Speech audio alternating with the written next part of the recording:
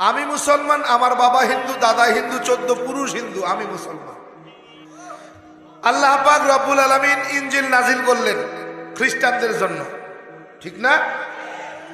খ্রিস্টানদের পাদ্রী প্রত্যেক রবিবারে ইনজিল পড়ে পড়ে তাদের জাতিদেরকে শুনাইতেন। তো এক পাদ্রী ইনজিল পড়ে শোনাবেন, বলে অমুক রবিবারে তোমরা সবাই আসবে, ইনজিল পড়ে তোমাদেরকে শোনানো হবে।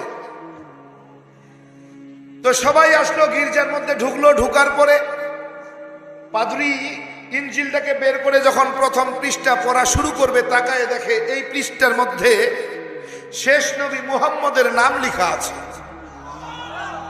পাদ্রী চিন্তা করলেন, নবী হলো আমাদের ঈসা, কিতাব হলো আমাদের ইনজিল। ঈসা নবীর কিতাবে ইনজিলের মধ্যে মুহাম্মদ নবীর নাম কেন? এই নামটা যদি আমি আমার জাতিদের কাছে, জাতি ভাইদের কাছে বলি, তাইলে তো তারা আমার নবী ঈসাকে মানবে না, তারা মুহাম্মদের অপেক্ষা করবে। এই মুহাম্মদটাকে যদি আমি যে বলি যে এই মুহাম্মদ হলো শেষ নবী, তাইলে তো তারা আমাকে আর মানবে না। এজন্য কি করা যায়? এটা পড়া যাবে না, এটা আমার জাতি ভাইদের কাছে বলা যাবে না। তাইলে কি করা যায়?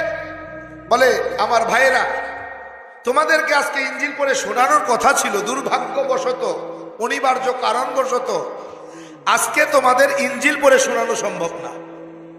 তোমরা যাও, আগামী রবিবারে আসবা, তোমাদেরকে ইনজিল পড়ে শোনাবো। সব জাতি ভাইরা চলে গেল। পাদ্রী এখন তাকায় দেখে যেখানে মুহাম্মদের নাম লেখা, এটা যদি রেখে দেই তাহলে তো আগামী রবিবারে আবারও সেই শোনার কথা। তো পাদ্রী পৃষ্ঠাটা টান দিয়ে ছিঁড়ে ফেলে দিলেন, মুহাম্মদের নাম যেন না থাকে। পরের রবিবারে আসছেন, আইসা পাদ্রী খ্রিস্টানদের শোনাবে, গির্জার মধ্যে ইনজিল পড়ে শোনাবে। পৃষ্ঠা বের করছে, খুলছে ইনজিল। ইনজিল খুইলা দেখে আগের দিন তো ছিল 1 পৃষ্ঠায়, আজকে দেখে 3 পৃষ্ঠায়। পাদ্রী চিন্তা করে, কি সর্বনাশ ঘটলো!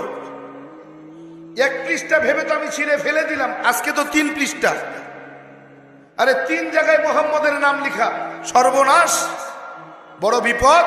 আজকেও শোনানো সম্ভব না। বলে, অনিবার্য কারণবশত আজকেও তোমাদেরকে আর ইনজিল শোনানো সম্ভব হলো না। যাও, আগামী রবিবারে আসো।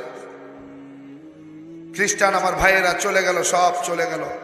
খ্রিস্টান পাদ্রী 3টা পৃষ্ঠাকে ছিঁড়ে পানির মধ্যে ফেলে দিল। নাউজুবিল্লাহ না?